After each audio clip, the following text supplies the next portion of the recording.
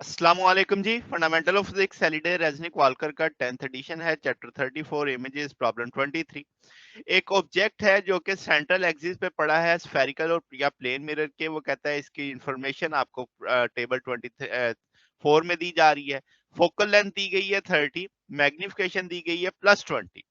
अब वो कह रहा है टाइप ऑफ द मिरर बताओ, फोकल लेंथ बताओ, radius of curvature, distance of the object, distance of the image, magnification real होगा या वर्चुअल होगा, इमेज इन्वर्टेड होगा या नॉन इन्वर्टेड होगा, मिरर की वाली ऑब्जेक्ट वाली साइड पे होगा या अपोजिट साइड पे होगा। तो ये डाटा सारा फिल करना है हमने इस टेबल में। शुरू करते हैं।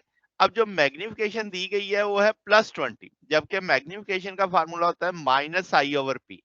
इसका मतलब क्या हुआ? इसका मतलब ये हुआ कि P तो आपका ग्रेटर देन 0 होगा, इमेज आपका लेस देन 0 होगा, नेगेटिव में आएगा। तो नेगेटिव नेगेटिव पॉजिटिव होगा, तभी मैग्निफिकेशन पॉजिटिव में आई है। मैग्निफिकेशन पॉजिटिव में आई है, इमेज लेस देन 0 है, इसका मतलब एक वर्चुअल इमेज आएगा आपके पास। ठीक होगी बात।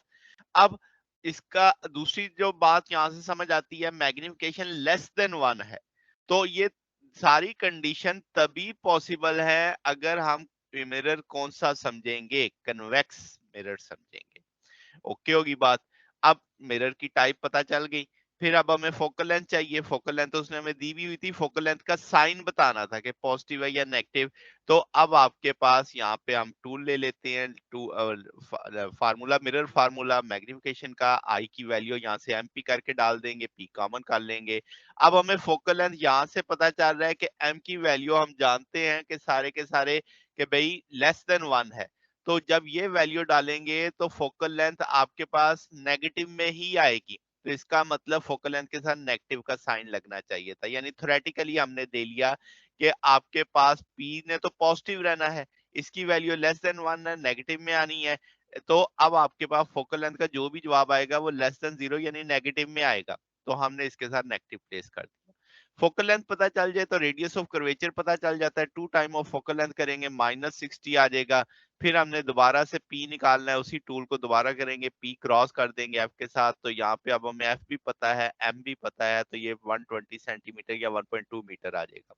P पता लग गया तो मैग्निफिकेशन भी पता है, I निकाला जा सकता है, I is equal to -MP, value डालेंगे माइनस के 24 सेंटीमीटर आ जाएगा।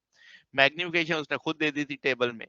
अब जो इमेज का डिस्टेंस आया वो नेगेटिव में आया, तो इसका मतलब इमेज कौन सा होगा, वर्चुअल होगा।